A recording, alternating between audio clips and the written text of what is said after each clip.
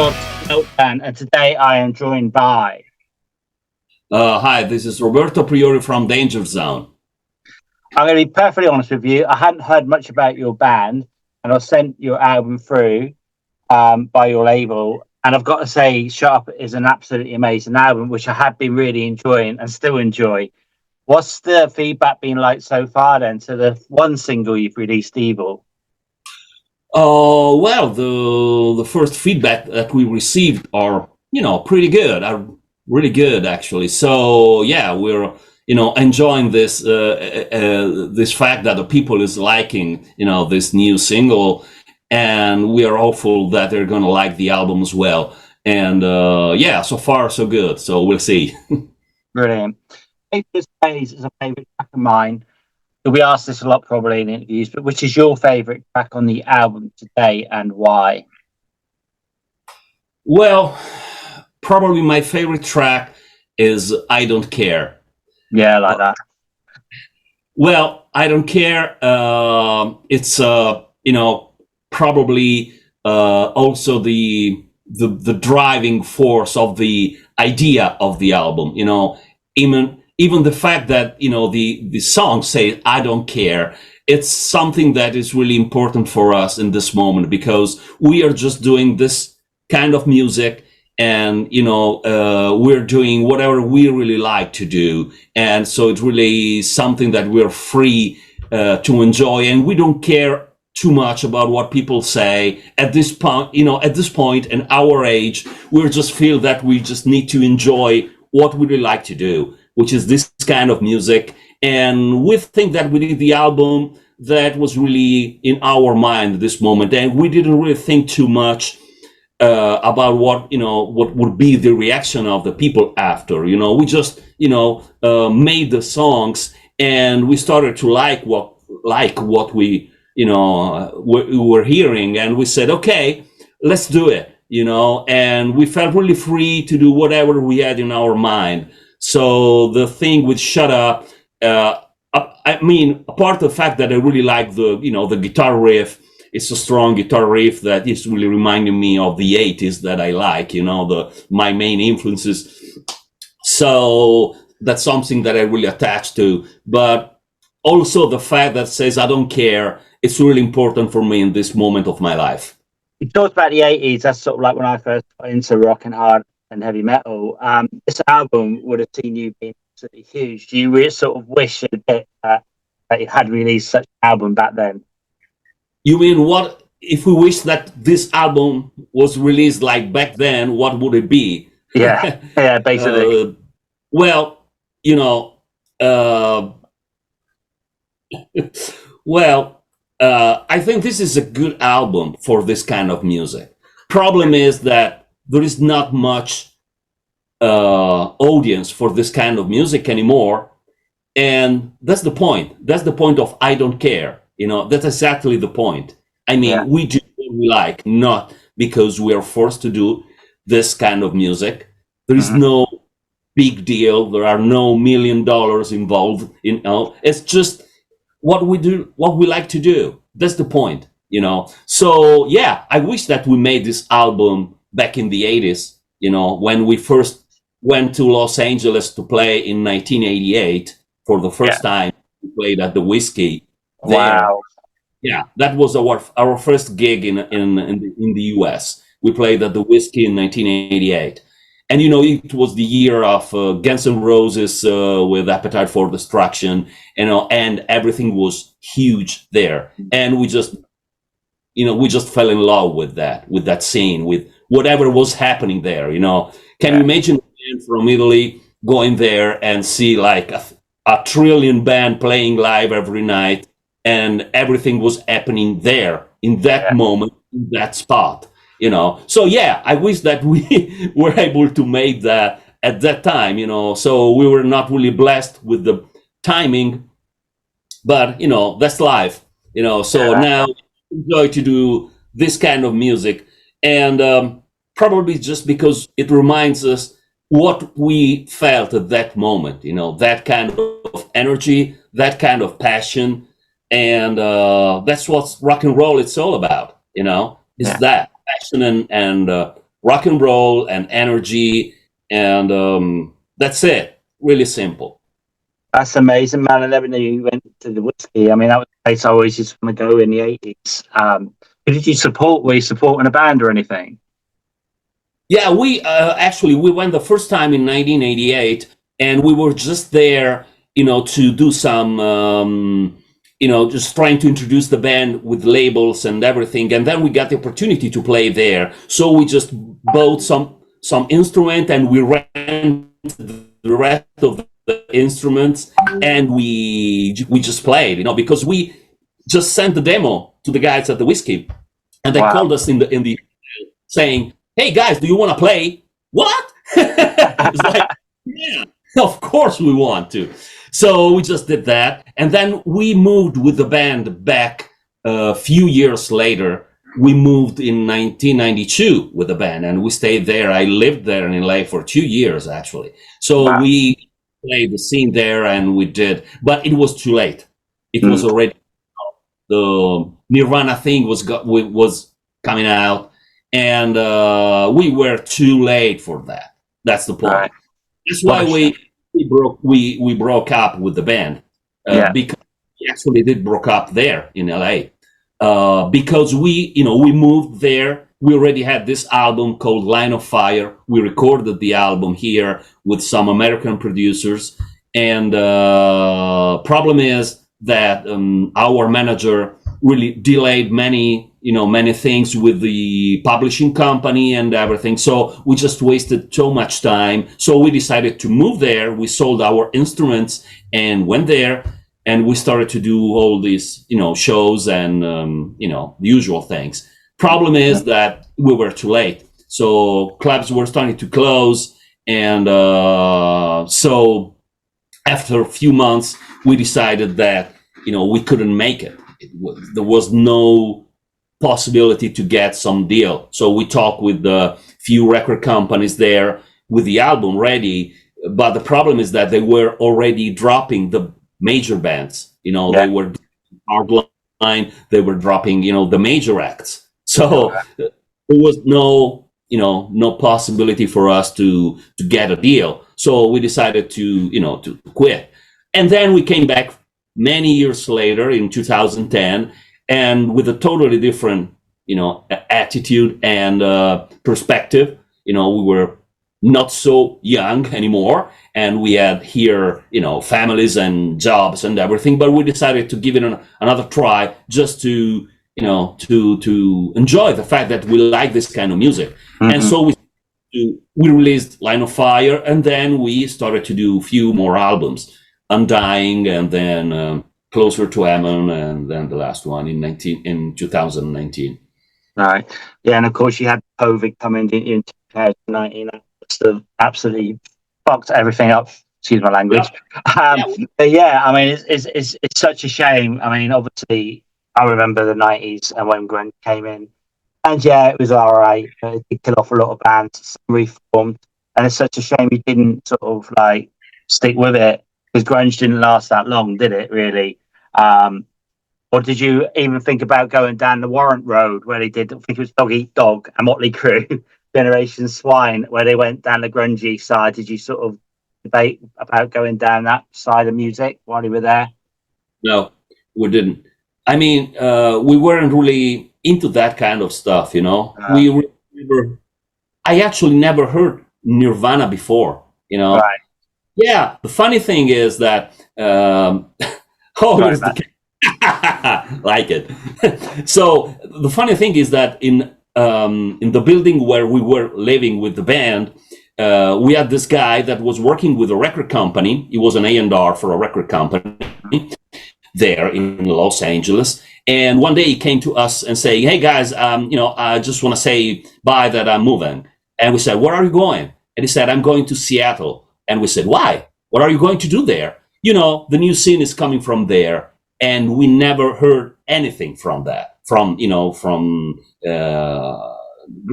grunge scene yet. And in a few months, it was just like a tsunami. It came. Nice. Yeah, it was huge. I remember it. I mean, the crazy thing is, I mean, sorry, my cat's being a bit annoying. On tabs. he does this. The crazy thing is I actually remember the first time Nirvana Smells Like Teen Spirit was ever played on UK TV. It was at 2 o'clock, I think, in the morning on Raw Power. And I remember thinking, what the fuck is this? And it was good, and but yeah, it was such a shame. But anyway, sorry about the cat. Right, back to the album, back to today. So are you planning to take this album out onto the road then? Well, we're going to do some live shows. We'll start from September the 20th. That is the day of the album is going to be released. We have a showcase here in Bologna, Italy. Then we'll do some other here in North Italy, and we're just now booking a few other shows. And then we'll see. Hopefully, we hope that we can go a little, maybe going in North Europe at least. But the reality is that for a band like us, it's really difficult to get enough money to organize small tours and stuff like that. So we don't know yet. We have to see if with the booking agency we can get few more gigs around. We'll see, and we'll see what's going on with the album as well. Of course, we would like to go out and promote the album more, because with the last one that we came out at the end of 2019, we just started to do the promotion of the album, and then with the COVID thing, we had to shut down everything, and the album got kind of lost in nowhere land, So, and that was a shame, because with the previous one we played a lot around here, and it was really great, So it's been really tough for us and for many other bands during that time. But when you have a band that maybe it's been like 1 or 2 or 3 years that you didn't do an album, with a thing like COVID, many bands decided to do a new album. Okay, let's use this time. I know, because as a sound engineer in my studio here, during that time I was working a lot, because a lot of band was having free time, and so they said, okay, let's do a new album. Let's remote and let's do things. And so that was the right time. But for us, we just released the album. It was like, oh man. I know. So we kind of stopped for a while, and things hit really hard here. So many clubs were closed for a long time and everything. So it took a while for us to get back on track and say, okay, let's do a new album. Okay, let's do a new album, and let's start to write again. And let's start with a fresh start, and just don't think about anything else beside the music. Let's do something that we like. So that was the motto of this new album. Let's do something that we like to do, and don't think too much what we should do. Just make the music that we like, and let's go. And so we are pretty much satisfied with what we did with this album, probably because we just did it in that way. I think it's excellent, mate. Honestly, I'm not just blowing smoke up your ass. I mean, I've been listening to it loads. Obviously get loads of albums sent through. I don't always review. I don't have time with my work and life rather. But it is amazing. I was playing it again today, and I'm gonna get it on my phone, take it when I have to go to work up in Newcastle, which is like an hour on the bus. So so I listen to it, and I really enjoy it. I mean, it's not like I'm sick of growling metal. I'm sick of it. Death metal is all right, but I'm bored of it, and it's just nice to listen to an AOR hard rock band for a change, or something you can sort of man, sing along in your head. Try not to sing out loud on the bus because you get thrown off. But yeah, it's good. So what about on release day then? Are there plans to sort of do like maybe a live stream or something like that? Was that something you thought about? To do like a live stream or something? Yeah, of the release show. We don't think about it, but could be a good idea to do something for our fans. You have got a big fan base, actually, haven't you? We got a little bit of a fan base, and we've been around for a long time, because we started really young as kids. We did this first EP in 1984 that was called Victim of Time. We got the first on Kerrang in 1980. Wow. So I got that, mate. Yeah, I remember buying it. AC/DC on the front. You know what I did though? I had shitloads of the magazines, and I just threw them away. Stupid. Probably worth a fortune now. I don't know. The front one is with Angus on it. Yeah, I remember still picture myself buying it. So yeah, so that's good. Then you've got a good fan base. Okay, so obviously you haven't released this album yet. But you say you've written quite a lot of material during COVID. Would there be like a follow-up album pretty soon? Do you think? A new album, you mean? Something new? Yeah, even a follow-up after Shut Up, like pretty soon. I don't know. We'll see what's gonna happen. I mean, I will just, follow the flow of what's gonna happen after this. I really want to see. I'm looking forward to play live right now. Yeah, something that I really miss with the band, because with Closer to Heaven we played a lot and we did some pretty cool shows, and that's one of the best things that you can do. Go out and play live the music that you like to play. Yeah. So I'm looking forward to do that, before, getting back into this, tunnel of being, since I'm, in charge of the production of the album, in my studio here and everything. It's a long process, it takes a lot of time and energy and passion. And so right now I'm looking forward to go out and scream and make some volume, and, just let the guitar play for a while. And then maybe, why not? I mean, we're still, as long as we enjoy what we're doing, we'll keep doing. I mean, we have no pressure, we don't have a record company that says, okay, you have to do, one album every 2 years or every year or whatever it is. So we don't have a contract that says that we have to release an album in a certain time frame. Yeah. So we have no pressure for that.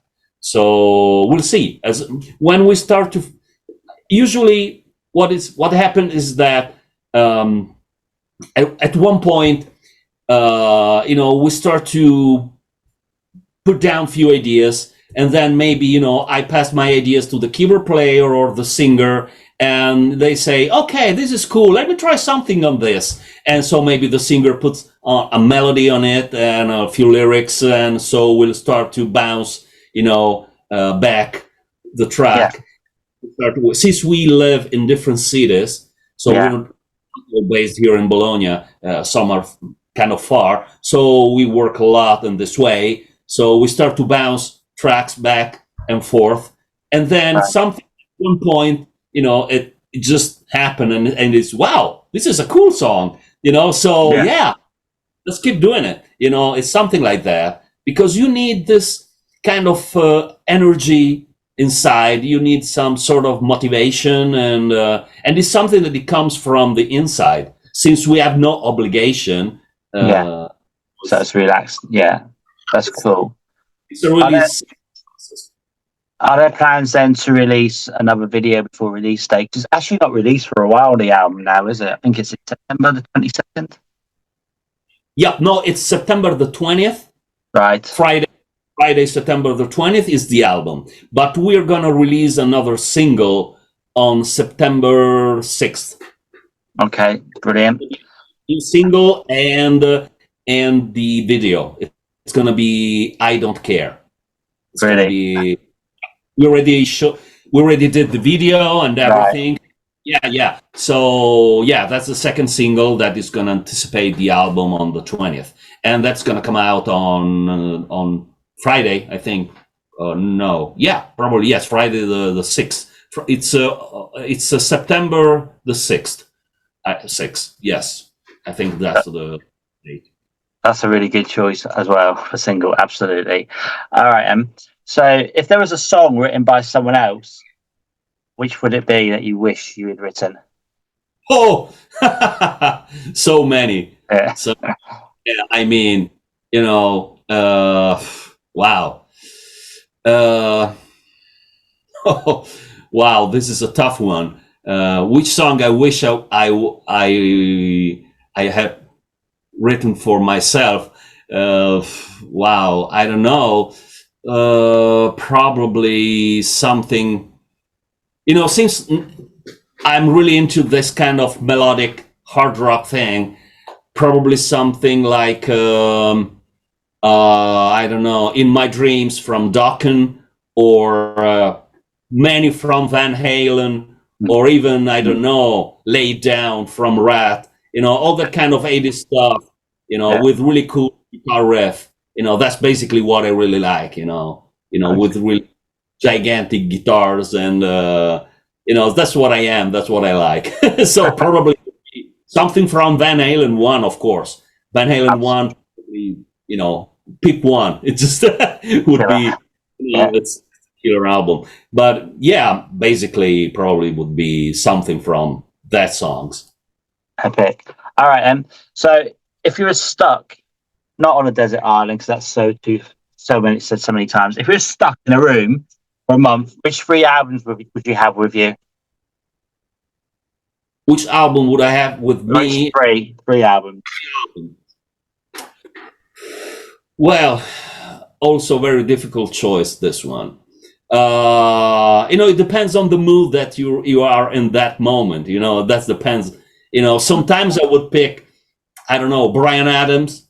I would pick, I don't know, Van Halen. I would pick, so probably, let's say Back from the Attack from Dokken, maybe Invasion of Your Privacy from Rat, and I don't know, maybe Van Halen 1. Probably those, yeah. Brilliant. All right, so again, we'll congratulate on Shut Up. Can you give me 4 words to describe the album? 4 words for the, wow. It's, I think it's melodic, but powerful, and passionate, and rock. That's definition of, it's really simple, but that's what it is. It's rock and roll, man. Brilliant, mate. All right, well, again, I want to congratulate you, man. Hopefully you can do a live stream or something. I'll definitely be looking out for the single release. Do you have any final words for your fans, our viewers and listeners? Yeah, I really want to thank everybody for the attention for Dangerzone, and I wish they're gonna enjoy the album Shut Up, and the single I Don't Care that's gonna coming up next.